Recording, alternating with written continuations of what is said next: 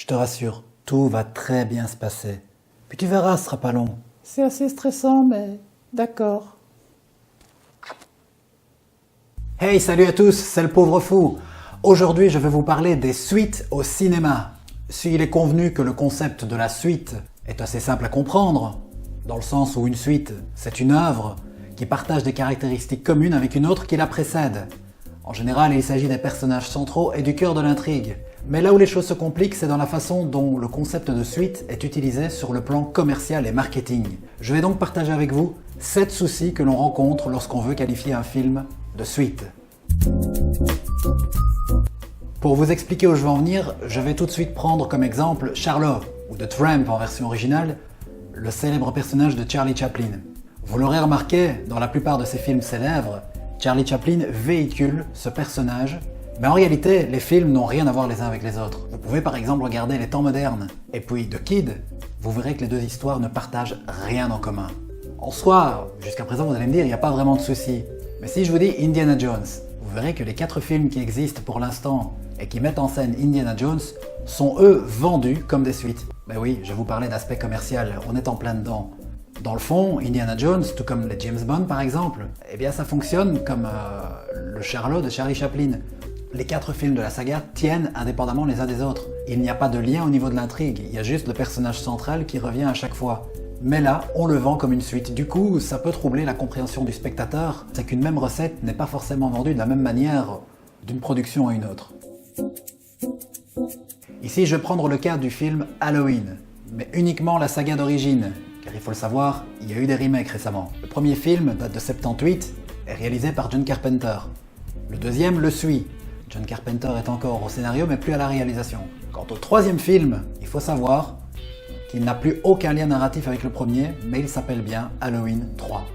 Le seul point commun est ici donc le concept, à savoir que des meurtres sont commis lors de la fête d'Halloween. De nouveau, ça peut troubler la compréhension du spectateur, et il sera toujours question de ça dans cette vidéo. C'est qu'encore une fois, dans la communication, il y a quelque chose de mal vendu. Le fait de l'appeler Halloween 3, ça va créer des attentes. Là, on rentre un petit peu dans l'arnaque. Prenons comme exemple d'abord Zombie 2. Il faut savoir que Zombie 2 est conçu comme un préquel à Zombie 1. Les préquels, j'en parlerai dans une autre vidéo. Le préquel peut s'expliquer simplement. Dans le cas du cinéma, il s'agit d'un film qui va donc sortir après un autre qui existe déjà, mais dont l'histoire se passe avant. Et pourtant, Zombie 2 induit de nouveau une suite. Et le cas le plus grossier, c'est probablement celui du Titanic 2. Dans un premier temps, je vous laisse un petit peu méditer le concept. Et là, je vais vous le dire, il n'y a même aucun lien au niveau de la production. Ils ont juste nommé le film ainsi pour surfer sur la vague de l'immense popularité du premier film. Je suis désolé avec la vague, j'ai pas fait exprès pour le jeu de mots. D'abord, il faut garder en mémoire un principe fondamental, vous pouvez l'encadrer sur le mur de votre chambre. Il faut toujours percevoir l'œuvre d'un auteur sur base de ses propres intentions. Retour vers le futur est aujourd'hui connu comme étant une trilogie. En soi, c'est pas faux, mais il faut savoir qu'à la base, une suite n'était pas prévue. Et là, j'en profite pour faire une petite aparté, pour souligner le fait que la plupart des films ne sont pas écrits dans l'optique d'avoir une suite, sauf les Harry Potter. Harry Potter repose sur une série de livres bien célèbres, où là, dès la production du premier film, on prévoyait le chantier pour les suivants, car on savait qu'on ne pourrait pas résumer toute la mythologie d'Harry Potter en un seul et même métrage. Et heureusement, le succès est venu, on a pu produire les autres films. Mais on le sait, 9 fois sur 10, une suite est conçue dans une logique commerciale. Le premier film a marché, on exploite le filon. C'est une des raisons qui font d'ailleurs que les suites ne sont pas tellement appréciées, mais ça c'est un autre débat. Et donc, en ce qui concerne Retour vers le futur, je tiens à vous préciser que je vais maintenant spoiler. Si vous n'avez pas vu le film, je vous conseille vivement de le faire, bien sûr, mais je vais dévoiler des éléments de l'intrigue de chacun des 3 films. Voilà, maintenant vous êtes prévenus. Je disais donc, dans Retour vers le futur, on l'a vu à la fin du premier film, il y a une sorte de porte ouverte. On voit Doc qui revient du futur et qui avertit Marty d'un nouveau danger. Mais ce qu'on sait peut-être moins, c'est qu'en réalité, cette scène a été conçue comme étant un simple gag. Ne l'oublions pas, nous sommes quand même dans une comédie, et les deux Bob, à savoir Gale et Zemeckis, n'avaient pas réfléchi plus loin, ils voulaient juste terminer sur une note un peu sympa. Mais bien entendu, ça a été un carton, et peu de temps après, les producteurs ont mis la pression pour qu'ils écrivent quelque chose en vue d'une suite. Et bien entendu, ils avaient un matériel sur lequel ils pouvaient rebondir. Ils ont donc fini par concevoir une histoire qui se veut comme un tout, et c'est là que j'en viens à l'intention. Aujourd'hui, cette trilogie doit être vue comme un seul et même film dans lequel le premier vient s'abriquer sans pour autant être modifié. Ils n'ont pas retouché le premier film, mais ils l'ont désormais repensé comme étant le premier chapitre d'une série de 3. Et donc aujourd'hui, la trilogie n'est quelque part, en tout cas d'un point de vue artistique, qu'un seul et même film. Et ça tient. Vous remarquez qu'à la fin du 2, il y a un cliffhanger, l'histoire ne se finit pas. Et quelque part, le premier était déjà conçu indirectement dans cette logique. Donc la fin n'arrive qu'à la fin du 3, où on boucle une boucle, c'est pas hasard puisqu'on parle de boucle temporelle, où on revient quelque part au point de départ. De plus, petite info pour vous la péter en société, le 2 et le 3 ont été conçus pour ainsi dire en même temps. Lorsqu'il commençait la post-production du deuxième film, à savoir le montage, il commençait déjà à tourner le troisième. Et les deux films d'ailleurs sont sortis à quelques mois d'intervalle. Comme quoi, on a quand même bien voulu faire comprendre au public qu'ils tenaient ensemble. Mais bien entendu, par facilité, le grand public parlera toujours de 2 et de 3, comme si c'était des films totalement différents. Et c'est en cela que la compréhension se trouble un petit peu, puisque les intentions des auteurs ne sont pas forcément comprises de toutes. Mais quand on y regarde le scénario, ça fait sens. Vous verrez qu'à chaque fois, la dernière scène d'un film sera donc la prochaine du suivant.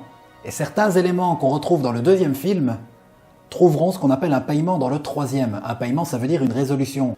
On ouvre des portes, je vous avais dit, je vais spoiler. Dans le deuxième film, je vous donne un exemple.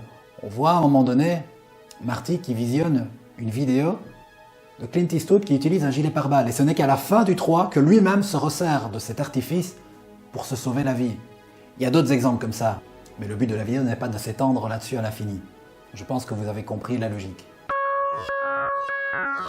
Venons-en aux chiffres, avant d'expliquer en quoi c'est un problème lorsqu'il n'y en a pas. Eh bien, la présence des chiffres est très efficace car beaucoup de films utilisent ce procédé pour faire comprendre qu'il s'agit d'une suite. Les Dents de la Mer 2, Les Dents de la Mer 3, Terminator 2, Terminator 3.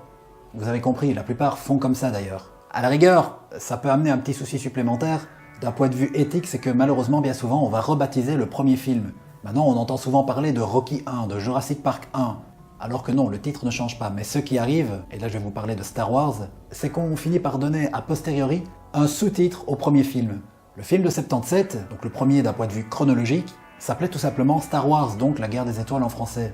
Mais aujourd'hui, on l'appelle Un Nouvel Espoir, pour pouvoir le différencier des autres, car Star Wars sert désormais de dénomination à l'ensemble de la saga. Tous les films ou produits dérivés de la franchise sont estampillés Star Wars. Maintenant j'en viens au souci, quand il n'y a pas de chiffres, c'est pas toujours évident de comprendre qu'il s'agit d'une suite. Nous avons par exemple la série des Batman qui a démarré en 89 avec Tim Burton.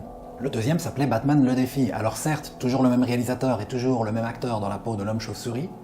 Donc forcément, au niveau visuel, pour ce qui est de la patte de l'auteur, il y a moyen de s'y retrouver. Mais quelques années plus tard, c'est Joel Schumacher qui a repris le flambeau. Ça s'appelle toujours Batman Forever, mais on change en plus d'acteur et clairement le style est différent. Ensuite, via Batman et Robin. Donc là, il y a le mot Batman, mais c'est pas forcément évident dans l'esprit des spectateurs qu'on est dans la suite des films de Tim Burton. Pensez à Christopher Nolan qui pousse le bouchon un peu plus loin. Le premier s'appelle Batman Begins, il s'agit d'un reboot donc de la saga. Le deuxième c'est The Dark Knight. On utilise carrément un espèce de pseudonyme, un surnom lié donc à Batman, mais on n'utilise même plus le mot Batman. Bon, excusez-moi, j'ai intitulé les choses un peu comme je le pouvais. Prenons alors Jurassic Park. Nous avons d'abord une première trilogie qui va de 1993 jusqu'à 2001. Le deuxième film s'appelle Jurassic Park 2, Le Monde Perdu. Il a un sous-titre, le troisième n'en a pas. Là où ça se complique, c'est que désormais, il y a Jurassic World.